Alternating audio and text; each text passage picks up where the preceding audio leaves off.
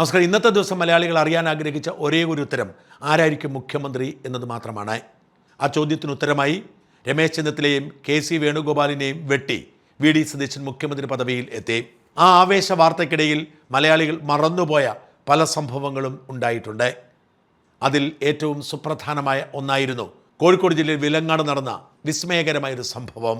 ഇന്ന് വൈകുന്നേരം 4 മണിക്കായിരുന്നു ആ വിസ്മയം അരങ്ങേറിയത്. മഞ്ഞക്കുന്ന് സെന്റ് അൽഫോൻസ പള്ളി അങ്കണത്തിൽ ഒരു സുന്ദരമായ യോഗം ചേരുന്നു. കേരളത്തിലെ പ്രധാനപ്പെട്ട പല കത്തോലിക്ക മെത്രാന്മാരും ഈ യോഗത്തിൽ പങ്കെടുക്കും. ഈ യോഗത്തിൽ വെച്ച് 70 വീടുകൾക്ക് താക്കോൽ ദാനം നടത്തുക. ഇത് ഒരുപാട് പ്രസക്തമായ ഒരു വിഷയമാണ്. നമുക്കറിയാം, വയനാട് ജില്ലയിലെ മേപ്പാടി ഗ്രാമപഞ്ചായത്തിന് കീഴിലുള്ള ചൂരൽമലയിലും പുഞ്ചിരിമെട്ടിലും മുണ്ടക്കയിലും ഉണ്ടായ ദുരന്തം. ആ ദുരന്തത്തിൽ 300-ലധികം ആളുകൾ മരിച്ചു, പലരെയും കാണാതെ പോയി. 100 കണക്കിന് വീടുകൾ ഒലിച്ചുപോയി, ആയിരക്കണക്കിന് മനുഷ്യരുടെ ജീവനോപാധികൾ ഇല്ലാതായി. ദുരന്തം സംഭവിച്ച് 2 വർഷം പിന്നിട്ടിട്ടും അവിടെയുള്ള മനുഷ്യരുടെ കണ്ണീരൊപ്പാൻ പിണറായി സർക്കാരിന് കഴിഞ്ഞില്ല. ഏതാണ്ട് 1000 കോടി രൂപ സർക്കാരിന് ദുരിതാശ്വാസ നിധിയിലേക്ക് മാത്രം കിട്ടിയിട്ടും, അതായത് 758 കോടി രൂപ ദുരിതാശ്വാസ നിധിയിൽ കിട്ടി, കേന്ദ്ര സർക്കാരിൻ്റെ വിഹിതമുണ്ട്, മറ്റ് പണമെല്ലാം കൂടി ഏതാണ്ട് 1000 കോടി രൂപ കിട്ടിയിട്ടും ഈ പാവപ്പെട്ട മനുഷ്യരുടെ ദുരിതം മാറിയിട്ടില്ല. ഏതാണ്ട് 278 വീടുകൾക്ക് താക്കോൽ കൊടുത്തുവെന്ന് സർക്കാർ തെരഞ്ഞെടുപ്പിന് മുമ്പ് പറഞ്ഞെങ്കിലും അത് സംഭവിച്ചിട്ടില്ല. അതിൻ്റെ പണികൾ ഇപ്പോഴും ഇഴഞ്ഞു നീങ്ങുന്നു. അതിനപ്പുറത്തേക്ക് ഒന്നും തന്നെ ചെയ്തിട്ടില്ല. വലിയ സാമ്പത്തിക തിരിമറി ആരോപിക്കപ്പെടുന്നു. ഈ ദുരന്തത്തിൻ്റെ ഭാഗമായിട്ടും പുനരധിവാസത്തിന് ഗുണവും ലഭിക്കാത്ത ആയിരക്കണക്കിന് മനുഷ്യർ കണ്ണീരോടുകൂടി കഴിയുന്നു. അതേ ദിവസം തന്നെയായിരുന്നു കോഴിക്കോട് ജില്ലയിലെ വിലങ്ങാടും ഉരുൾപൊട്ടലുണ്ടായത്. ഒറ്റയടിക്ക് വിലങ്ങാട് എന്ന് പറയുന്ന ഗ്രാമം ഒലിച്ചുപോയി. അതിഭയാനകമായിരുന്നു ആ ദുരന്തം. പക്ഷേ ഉരുൾപൊട്ടി വരുമ്പോൾ തന്നെ ആളുകൾ ഓടി രക്ഷപ്പെട്ടു തൊട്ടടുത്തുള്ള കുന്നിന് മുകളിലേക്ക്. അതുകൊണ്ട് മരണസംഖ്യ 1 മാത്രമായി. ആ രാവ് മുഴുവൻ വലിയ ഇടിമുഴക്കത്തിൻ്റെയും ജലപ്രവാഹത്തിൻ്റെയും ശബ്ദമായിരുന്നു. ആർക്കും താഴേക്ക് ഇറങ്ങി വരാൻ ധൈര്യമുണ്ടായിരുന്നില്ല. പിറ്റേന്ന് നേരം വെളുക്കുമ്പോൾ അവർ കാണുന്ന കാഴ്ച, അവർ താമസിച്ച അനേകം വീടുകൾ ഒലിച്ചു പോയിരിക്കുന്നു. അവരുടെ കന്നുകാലികൾ, അവരുടെ ജീവിത സമ്പാദ്യം, അവരുടെ കൃഷിയിടങ്ങൾ, അവരുടെ റോഡുകൾ എല്ലാം ഒലിച്ചു പോയിരിക്കുന്നു. അവിടേക്ക് പക്ഷെ ആരും തിരിഞ്ഞു നോക്കിയില്ല. എല്ലാവരുടെയും ശ്രദ്ധ ചൂരൽമലയിലും മുണ്ടക്കയിലുമായിരുന്നു. ആരും വിലങ്ങാട്ടേക്ക് തിരിഞ്ഞു നോക്കിയില്ല. വിലങ്ങാട് കഷ്ടപ്പെട്ട് ചെന്ന് അവരെ ഏതെങ്കിലും തരത്തിൽ സഹായിച്ചതായി എൻ്റെ ശ്രദ്ധയിൽപ്പെട്ടത് സന്തോഷ് പണ്ഡിറ്റ് മാത്രമായിരുന്നു. കുറച്ച് ദുരിതാശ്വാസ സാധനങ്ങൾ കൊടുത്തു. വിലങ്ങാടേക്ക് ഇപ്പോൾ പോയാലും കാണാം, അവിടുത്തെ റോഡുകളെല്ലാം തകർന്നു കിടക്കുന്നു. അവിടെ എങ്ങനെ മനുഷ്യൻ ജീവിക്കും എന്ന് തോന്നുന്ന തരത്തിലാണ് അവിടുത്തെ അവസ്ഥ.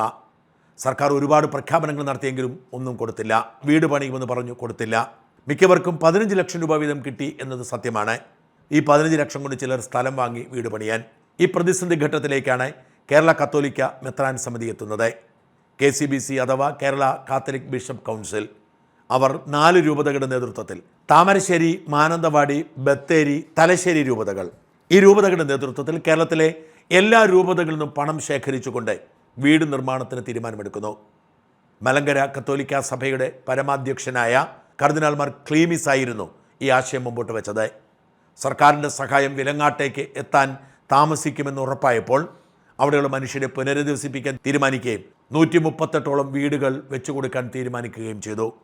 അതിൻ്റെ 1ാം ഘട്ടമായ 70 വീടുകൾ നിർമ്മാണമാണ് പൂർത്തിയായിരിക്കുന്നത്. 10 ലക്ഷം രൂപയാണ് ഒരു വീടിന് വേണ്ടി KCBC മാറ്റിവെച്ചത്. സ്വന്തമായി ഭൂമിയുള്ളവർക്ക് സർക്കാർ കൊടുത്ത് 15 ലക്ഷം കൂടി മുടക്കി 25 ലക്ഷത്തിന് വീട് പണിയാൻ പറ്റി. ചിലർ 15 ലക്ഷം കൊടുത്ത് സ്ഥലം വാങ്ങി 10 ലക്ഷത്തിന് വീട് പണിതു. ചിലരാവട്ടെ അവരുടെ സാമ്പത്തികം കൂടി ഉൾപ്പെടുത്തി 2 നില വീട് പോലും പണിതു. അങ്ങനെ 70 വീടുകൾ പണി പൂർത്തിയായിരിക്കുന്നു.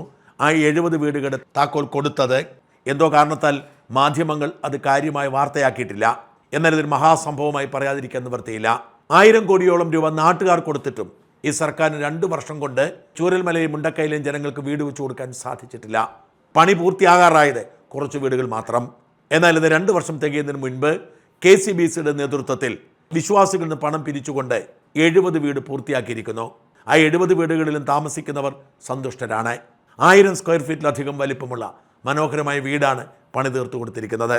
കേവലം വീട് പണിത് ഓടി രക്ഷപ്പെടുകയല്ല KCBC ചെയ്യുന്നത്. പകരം ആളുകളെ ഈ ദുരന്തത്തിൻ്റെ ആഘാതത്തിൽ നിന്ന് രക്ഷിക്കുക, ഒപ്പം തന്നെ ഇവർക്ക് ഇനിയൊരു ദുരന്തമുണ്ടായാൽ അതിനെ അതിജീവിക്കാൻ പഠിപ്പിക്കുക. ഒരുപാട് പദ്ധതികൾ ഇതിൻ്റെ ഭാഗമാണ്. വേറെയും വീടുകൾ നിർമ്മിക്കുന്നുമുണ്ട് 2ാം ഘട്ടത്തിൻ്റെ ഭാഗമായി. കേരളത്തിൽ അങ്ങോളം ഇങ്ങോളമുള്ള വിശ്വാസികളിൽ നിന്നും കേരള കത്തോലിക്ക മെത്രാൻ സമിതിക്ക് ശേഖരിക്കാൻ കഴിഞ്ഞത് 11,34,46,026 രൂപയാണ്.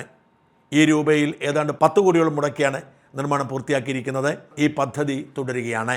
സർക്കാരിന് കഴിയാത്തതാണ് KCBCക്ക് കഴിഞ്ഞത്. മതമോ ജാതിയോ നോക്കാതെയാണ് KCBC പദ്ധതിക്ക് ഇറങ്ങി പുറപ്പെട്ടത്. KCBCയെ അഭിനന്ദിക്കാതിരിക്കാൻ നിവൃത്തിയില്ല.